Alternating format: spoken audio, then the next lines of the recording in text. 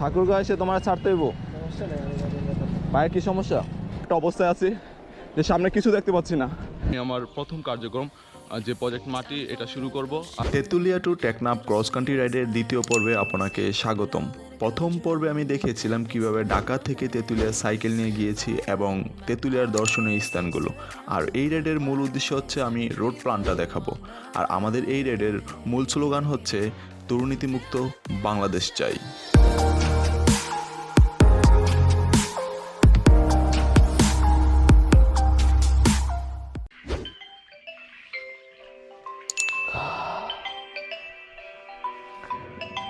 Oh my God. মুঠোফোনের বিরক্তকর অ্যালার্মে ঘুম ভাঙে আমাদের ভোর 3:40। তারপর আমরা ফ্রেশ হয়ে প্রস্তুতি নিতে থাকি রাইডের জন্য।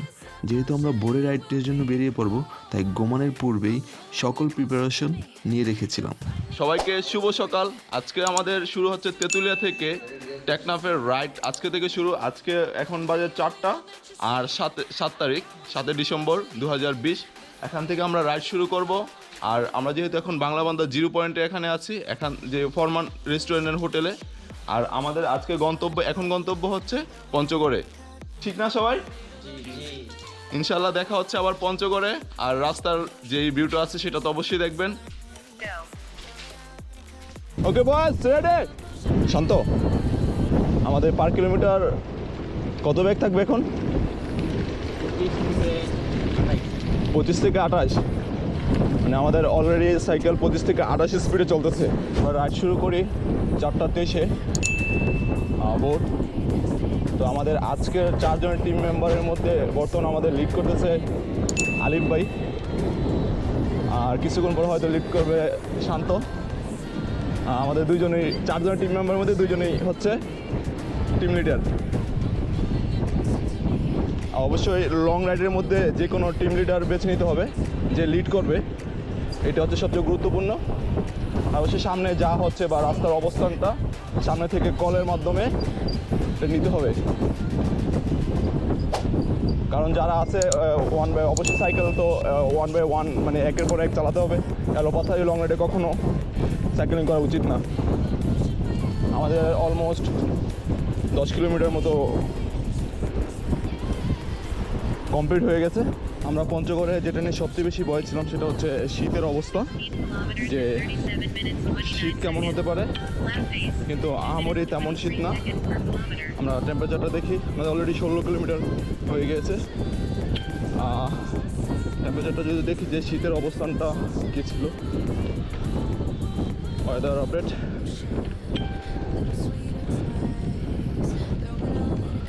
-15°C আছে এখন। আর 15°C থাকার কারণ আমাদের শীতের কোনো অবস্থান নেই। কারণ আমাদের আমার শরীর গরম লাগতেছে। আশা করি বাকি টিম মেম্বারদের একই অবস্থা, যে ওদেরকে গরম লাগবে। কারণ কি রাইডিংয়ের টাইমে এটা হয় স্বাভাবিক।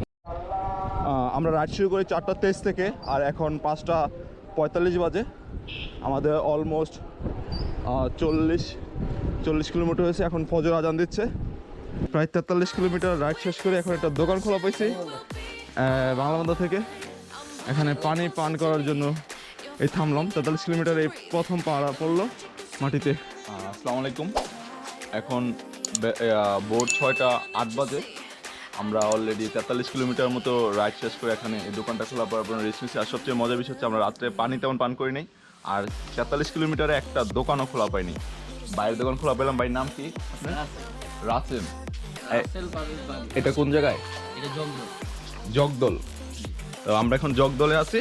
আর এখান থেকে আমরা টুকটাক নাস্তা করার পরে আমরা চলে যাব পঞ্চগড়ে আবার দেখা হইতেছে আপনাদের সাথে। এখন ভোর হয়ে যাচ্ছে আর ফজর আজান যেহেতু দিয়েছে, আমরা সামনে একটা মসজিদে নামাজ পড়ব।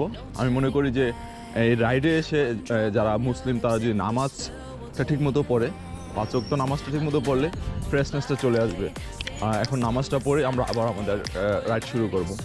আমরা নামাজ শেষ করে এখন অলরেডি সাইকেল উঠে গেছি।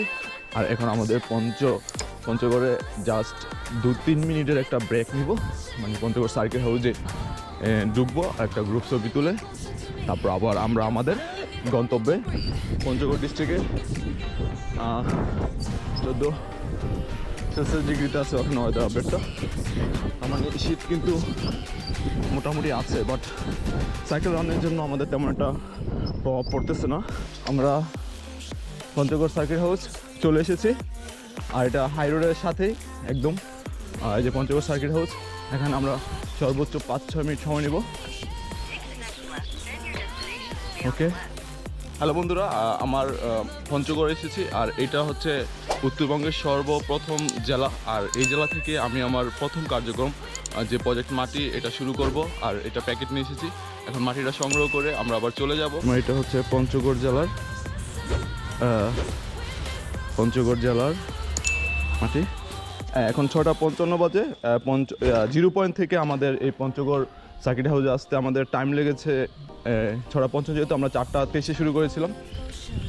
তাহলে আমাদের 52 কিলোমিটার সাইকেলিং কমপ্লিট হয়ে গিয়েছে এর মধ্যে। তো আমরা এখন চলে যাচ্ছি ঠাকুরগাঁওয়ের দিকে। না শান্ত, আমরা এখন ঠাকুরগাঁওয়ের দিকে যাচ্ছি। তো দেখা হচ্ছে রাস্তায়, আর ঠাকুরগাঁও গিয়ে আবার দেখা হবে সবার সাথে। তো চলুন, আমরা এখন আবারও হাই রোডে উঠে গেছি।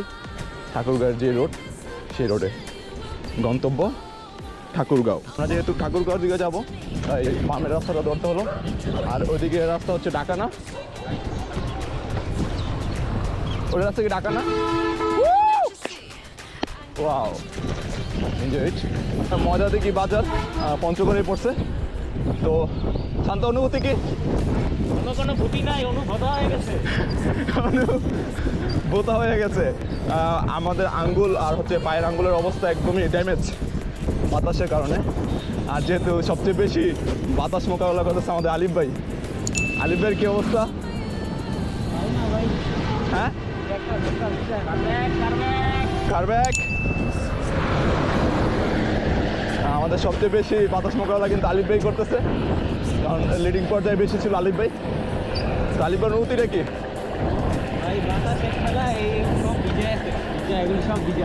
কানের অবস্থা, কান তো মনে একদম।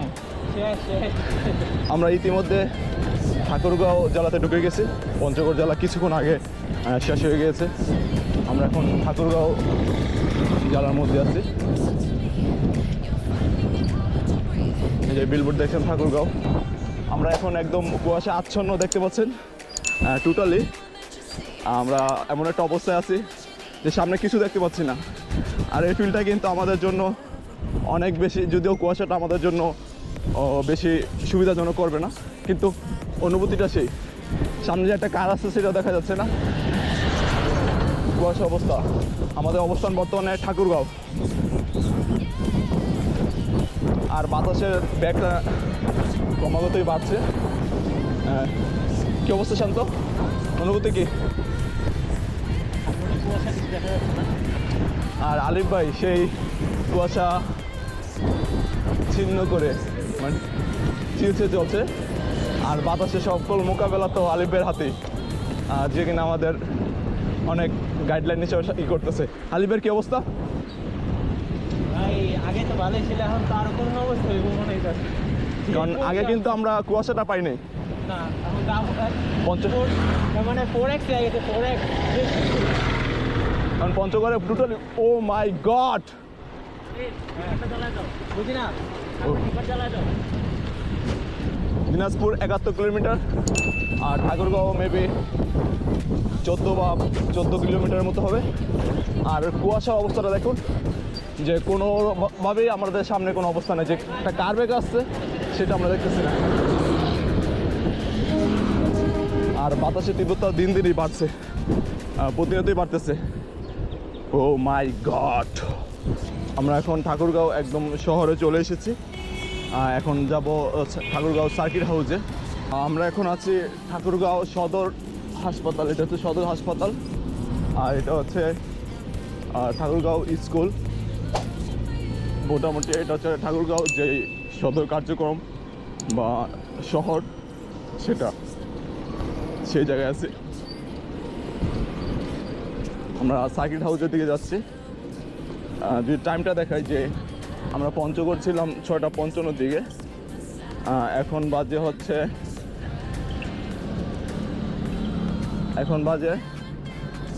8:32।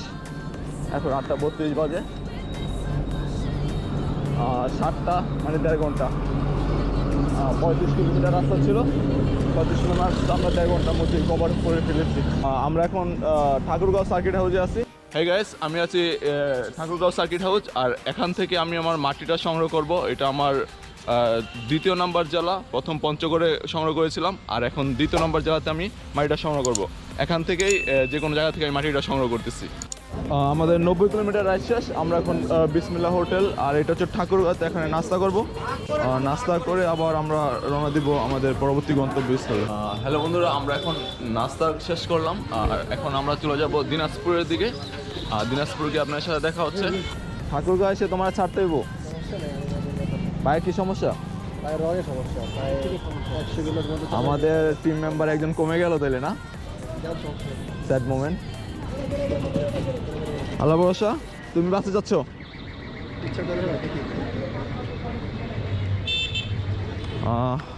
তুষার আমাদের সাথে, যে টিম মেম্বার তুষার, ওর পায়ে কে সমস্যা হয়েছে। সে এখন ঠাকুরগাঁও শহর থেকে ঢাকা ব্যাক করছে। আমরা এখন দিনাজপুরের উদ্দেশ্যে রওনা দিলাম। আর আমাদের সাথে যে তুষার ছিল, তুষারের পায়ের সমস্যার কারণে ঠাকুরগাঁও থেকে 90 কিলোমিটার পরে পায়ের সমস্যা হয়। ঠাকুরগাঁও, এখন আমরা ঠাকুরগাঁওয়ে আছি। ঠাকুরগাঁও থেকে সে ঢাকা ব্যাক করবে বাসে। এটা আমাদের জন্য অনেক অত্যন্ত দুঃখজনক ব্যাপার। জানি না শেষ পর্যন্ত কে কে টিকতে পারে। দিনাজপুর হচ্ছে 57 কিলোমিটার, ঢাকা 405, চট্টগ্রাম 644। ট্রাক এবং বাসের প্রচুর চাপ। এটা ঠাকুরগাঁও টু দিনাজপুরের রোড। তো এখানে সাইকেলিং করার সময় একটু সাবধানে থাকবেন, কারণ আপনাকে চাপ দিবে না যে তার কোনো গ্যারান্টি নেই। বাসের সিচুয়েশনটা দেখলে বুঝতে পারবেন। দেখতে পাচ্ছেন বাসের অবস্থান। কোথায় যাচ্ছেন চাচা? কাজে যাচ্ছেন? কি কাজ করেন? গাছ কাটেন। ভালো থাকবেন। ওকে, শুক্রিয়া।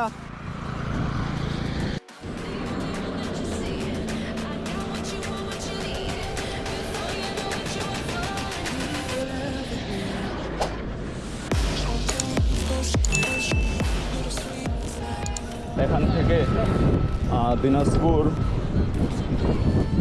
প্রায় এখন কত 36 কিলোমিটার মতো। আর সূর্য মামার অবস্থা,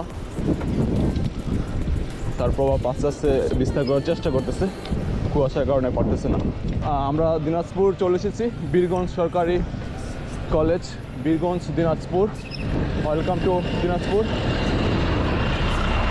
আমরা যখন রাইড শুরু করেছিলাম তখন ঢাকা ছিল 505 কিলোমিটার, আর এখন হচ্ছে 357 কিলোমিটার। আর দিনাজপুর হচ্ছে 28 কিলো, আর রংপুর 79 কিলো, আর বগুড়া 163 কিলো, 68 কিলো। ও আমাদের আজকে শেষটা কোথাও হবে জানি না, বাট এখন দিনাজপুর এটার মূল শহর, মানে দিনাজপুর সদর শহরে পৌঁছানো হচ্ছে সবচেয়ে বড় কথা। পঞ্চগড় 0 পয়েন্ট থেকে আমরা এখন আছি দিনাজপুরের বীরগঞ্জে। আর এই পর্যন্ত আমাদের সাইকেলিং অলরেডি কিন্তু 122 কিলোমিটার হয়ে গেছে। আমরা দিনাজপুর সদরে যাচ্ছি। এই বনটা অস্থির না? জোস, কিন্তু একদম পুরো বনের মতো। যদিও অনেক কিছু মনে হয় উজাড় করে ফেলছে, আমি জানি না এটা বনের নাম কি, কিন্তু জোস।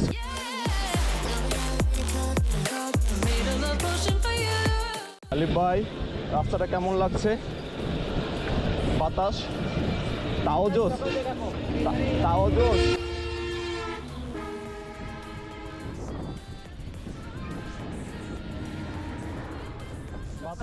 বাতাস আর মানে সেই পরিমাণ ঠান্ডা।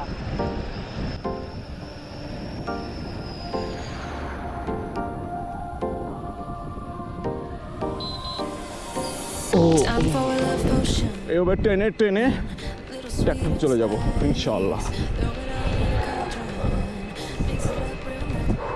এখন আমরা আছি মাইলগার হাট, বীরগঞ্জ, দিনাজপুরে। আর এখানে আসার একটু আগে আমি অ্যাক্সেন্ট করি। অ্যাক্সেন্ট করে আমার পায়ের মাংসপেশিতে প্রচুর পরিমাণে পেন হয়। লং রাইডের জন্য এতটুকু ব্যথাই যথেষ্ট। আর ক্যামেরা অফ থাকার কারণে আপনাদের কিছুই দেখাতে পারছি না।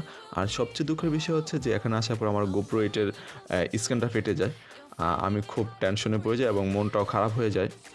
হাজী মোহাম্মদ দাসেন বিজ্ঞান ও প্রযুক্তি বিশ্ববিদ্যালয় দিনাজপুর, এটা কিন্তু অনেক নামকরা একটা ইউনিভার্সিটি। ইউনিভার্সিটি এরিয়াটা কিন্তু অনেক সুন্দর, ভিতরে ঢোকার সময় নেই হাতে, এই জন্য ঢুকতেছি না। আমরা এখন চলে এসেছি দিনাজপুর 0 পয়েন্টে। আর 0 পয়েন্টে এসে কিন্তু বিশাল একটা মাঠ দেখলাম। আর এই যে এটা হচ্ছে দিনাজপুর 0 পয়েন্ট। আমরা এখানে কিছুক্ষণ রেস্ট নেবো। আর এখানে আমাদের একজন স্থানীয় ভাই আছে যে কিনা আমাদের সাথে মিট করার জন্য দিনাজপুর 0 পয়েন্ট। আসসালামু আলাইকুম ভাই। মোহাম্মদ আলামিন। হলো দিনাজপুরের ঈদগাহ ময়দান, অস্তিত্ব অনেক সুন্দর। কিন্তু ঈদগাহ ময়দানের নাম কি? আমি এখন আছি গোরে শহীদ বড় মাঠ। আর মাঠের যেই ভিউটা, এটা মেবি ঈদগাহর ভিউটা, এটা কিন্তু অসাধারণ একটা ভিউ। কি বলবো, আমার থেকে খুব ভালো লাগছে। আর এই সাইডে হচ্ছে শহীদ মিনার। জোস কিন্তু মাঠটা বিশাল একটা মাঠ। হাই গাইস, আমি এখন দিনাজপুর সার্কিটে হয়ে আছি। আর এখান থেকে আমার মাটি সংগ্রহ, মানে দিনাজপুরের এটা হচ্ছে আমার 3য় নম্বর জেলা মাটি সংগ্রহ করা। আমি এখান থেকে মাটিটা সংগ্রহ করব। এটা হচ্ছে আমার 3য় নম্বর জেলা দিনাজপুর সার্কিট হাউসের মাটি। ধন্যবাদ। আমরা এখন যাচ্ছি মামুন ভাইয়ের দোকানে, সাইকেল দোকানে। মামুন ভাই আমাদেরকে ইনভাইট করছে সাইকেলগুলোর কী অবস্থা সেটা দেখে দেবে। মামুন ভাইয়ের সাইকেলের দোকান আছে। তো এখন মামুন ভাইয়ের দোকানে যাওয়ার জন্য সার্কিট হাউস থেকে, দিনাজপুর সার্কিট হাউস থেকে এই রেল পথের সাইড দিয়ে আমরা দোকানের দিকে যাচ্ছি। মামুন ভাইকে অসংখ্য ধন্যবাদ এমন সুন্দর একটা স্টেশন তৈরি করার জন্য। যদিও আমার সাইকেলের একটু কাজ আছে, আর সবার সাইকেলটা একটু দেখে দিলে আমাদের জন্য ভালো হবে। হচ্ছে দিনাজপুর সাইকেল স্টোর, মামুন ভাইয়ের দোকান। হ্যালো বন্ধুরা, আমরা এখন আছি দিনাজপুর পাহাড়পুরে। আর এখানে আসার পর আমাদের মামুন ভাই আমাদেরকে রিসিভ করছে। আর মামুন ভাইয়ের দোকান দিনাজপুর সাইকেল স্টোরে নিয়ে আসছে। বা আমাদের সাইকেলে কিছু ঝামেলা ছিল, যেমন জ্যাম হয়ে যাওয়া, লোবিং করা ইত্যাদি ইত্যাদি। অনেক কষ্ট করছে মামুন ভাই, নাস্তা পানি তো বলতেই নেই। যাই হোক, মামুন ভাইয়ের কী অবস্থা? আশা করি আমাদের এই রাইডে স্মরণীয় থাকবে মামুন ভাই, যেহেতু পথের মধ্যে যার সাথে দেখা হয় তার সাথে কিন্তু স্মরণীয় থাকে। অসংখ্য ধন্যবাদ মামুন ভাইকে, ভালো থাকবেন ভাই। আমরা এখন চলে যাচ্ছি। আমরা মামুন ভাইয়ের দোকান থেকে বের হয়ে এখন বগুড়ার উদ্দেশ্যে রওনা দিয়েছি। সাধারণ একটা রাস্তা ধরেছি। আর এটা এখন রংপুর হয়ে তারপর আমরা আবার বগুড়া যাবো। দেখা যাক কী হয়। আর এখানে কিন্তু অ্যাভেলেবেল হচ্ছে মেয়েদের সাইকেলগুলো দেখা যায়, প্রচুর পরিমাণে মেয়েরা সাইকেলিং করে, সেটা স্কুল ক্ষেত্রে যাওয়ার জন্য বা অন্য কোনো কর্মস্থলে সাইকেলিং ব্যবহার দিনাজপুরের কমন চিত্র এটা। One drop on your lips and the spell will take effect. Under the moonlight, stay close to my side. We're burning so bright. Oh, oh, oh. Feel the devotion, follow the signs. With this devotion, you will be all mine. I'm pulling you closer to me. You're finding it harder to breathe. The magic is taking over your. Hello বন্ধুরা, আমরা এখন আছি পার্বতীপুর। এখানে হোটেলে lunch করার জন্য break নিয়েছি। মামা বাগিনা হোটেলে লাঞ্চ করব। আর এখন বাজে 4:13, তার মানে আমরা 4টা বাজে লাঞ্চ করার জন্য এই হোটেলে ঢুকেছি। তো দেখা যাক কি করা যায়। এখানে লাঞ্চ করে তারপর আমরা আবার যাব বগুড়ার দিকে। তো লাঞ্চ অলরেডি শুরু করে দিয়েছে। বাকি টেস্ট। সো আজকে সারাদিন গেছে, ভাত খাওয়া হয়নি। সকালে নাস্তা করেছিলাম রুটি, তারপর হালকা কিছু খেয়েছিলাম। এখন ভাত খাবো, সেই লেভেলের খাওয়া খাবো। পার্বতী যে রেস্টুরেন্টে, মামা বাগিনা রেস্টুরেন্টে, এখানে আমরা গরুর মাংস আর হচ্ছে মুরগির মাংস দিয়ে ভাত খেয়েছি। এখানে বিল এসেছে আমাদের 440 টাকার মতো। তো আপনারা চাইলে কেউ, এটা হচ্ছে মোড়, আপনারা চাইলে কেউ আসতে পারেন। বন্ধুরা, আমরা এখন দিনাজপুরের ফুলবাড়িয়ার মোড়ে আছি। এখান থেকে আমাদের বগুড়া যেতে হবে। আমাদের এখানে প্রায় 100 কিলোমিটার রাইড এখনও বাকি। বেলা সম্ভবত অনেক সময় সময় কিন্তু একটু আগে সন্ধ্যা হয়েছে। সময় 6টা, আমাদের 6টা বাজে, তো আমাদের 12টার আগে যেভাবে হোক, 12টা লাগবে না আশা করি, আমাদের বগুড়া সদরে উপজেলায় পৌঁছতে হবে, কারণ আমাদের টার্গেট আছে বগুড়া সদর। কেউ কি কিছু সামনে দেখতে পাচ্ছেন তাহলে আমাকে জানায়। এই কুয়াশাকে ছেদ করে কীভাবে 100 কিলোমিটার পার করবো এটা বুঝতেছি না। হ্যালো বন্ধুরা, আমি এখন আছি রংপুর মিঠাপুকুর রংপুরে। এটা হচ্ছে ঘরের মাথা এলাকাতে। এই বাজার থেকে আমি এখান থেকে রংপুরের মাটিটা নিয়ে নিব, আর এটা হচ্ছে আমার রংপুরের 4th নম্বর মাটি। আমি রংপুরের মাটিটা এখান থেকে সংগ্রহ করে ফেলতেছি। এই মাটিটা ভালো দেখা যাচ্ছে। আমরা এখন ঘরের মাথা মিঠাপুকুর রংপুর থেকে রওনা দিয়েছি বগুড়ার উদ্দেশ্যে। দেখি কতক্ষণে বগুড়া পৌঁছাই, আল্লাহ ভরসা। আমাদের রাস্তার অবস্থা, সামনে 10 হাত সামনে কিছু দেখা যাচ্ছে না।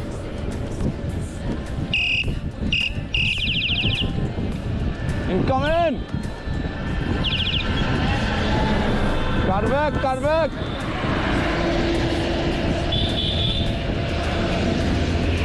পরের মাথার রংপুর থেকে আমরা রাইড শুরু করি রাত 8টা বাজে। আমরা ইতিমধ্যে 45 কিলোমিটার রাইড শেষ করে এখন আছি গোবিন্দপুর বাজারে। আর কুয়াশা এবং শীতে আমাদের অবস্থা প্রচুর করুন। আমরা এখানে এই চা দোকানে রেস্ট নিচ্ছি। আমরা এখন আছি গোবিন্দপুর মোচুর থেকে একটু সামনে। অলরেডি 10টা বেজে গেছে। আমাদের আরও 35 কিলোমিটার মতো বাকি আছে বগুড়া যাওয়ার জন্য। কিন্তু আমি বাংলা দাঁড়িয়ে আছে। কুয়াশার অবস্থা তো দেখতেই পাচ্ছেন, কি বলবো, রাস্তাও একদম বাজে। আর উত্তরবঙ্গের যে কুয়াশা বা শীত, আলহামদুলিল্লাহ দুটোই পেয়ে গেলাম।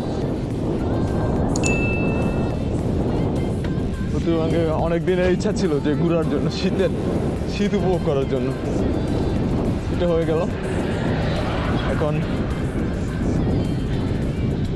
সময় 11টার বেশি বাজে, দেখা যাক কি করা যায়। 11:45 আমরা বগুড়ার বিমানমোড়ে আসি। আর পূর্বের নির্ধারিত অনুযায়ী আমাদের প্রথম দিনের টার্গেট কমপ্লিট। আর আজকে আমাদের 320 কিলোমিটার রাইড শেষ হয়ে গিয়েছে। আর এখানে অলরেডি অপেক্ষা করতেছিল বগুড়ার সাইক্লিস্টের মডারেটর রাফি আহমেদ। সে কিনা আমাদের জন্য 8টা থেকে অপেক্ষা করতেছে। আর আমরা এখন রাফি আহমেদের বাসার সামনে চলে এসেছি। আজকে আমরা রাইড শুরু করি বাংলাবান্ধা 0 পয়েন্ট থেকে ভোর 4:23। আর রাইড শেষ করলাম বগুড়াতে 11:50। তো আজকে আমাদের রোড প্ল্যানটা ছিল Banglabandha 0 point to Panchagarh 53 kilometre, Panchagarh to Thakurgaon 50 kilometre, আর Thakurgaon to Dinajpur 55 kilometre, Dinajpur to Rangpur 77 kilometre, আর রংপুর টু বগুড়া 50 কিলোমিটার। আর যদি আমার চ্যানেল ভালো লাগে থাকে অবশ্যই সাবস্ক্রাইব করবেন। আর সাবস্ক্রাইব করে থাকলে অসংখ্য ধন্যবাদ। আর লাইক কমেন্ট করতে তো ভুলবেন না। আর এটা সবার কাছে পৌঁছানোর জন্য বেশি বেশি শেয়ার করবেন। যেখানে থাকবেন ভালো থাকবেন, সুস্থ থাকবেন। দেখা হচ্ছে 3য় পর্বে। আমাদের এই ট্রাকের উপরে ওঠানোর জন্য যারা কর্তৃপক্ষ ছিল তারা কিন্তু অনেক হেল্প করেছে। টাঙ্গাইল বাইপাসে আছি, আর টাঙ্গাইল সাইকেলিস্টের 2 জন ঢাকা চলে এসেছে। আর আমাদের সাথে দেখা করার জন্য আমাদের টিম লিডার সিফাত ভাই।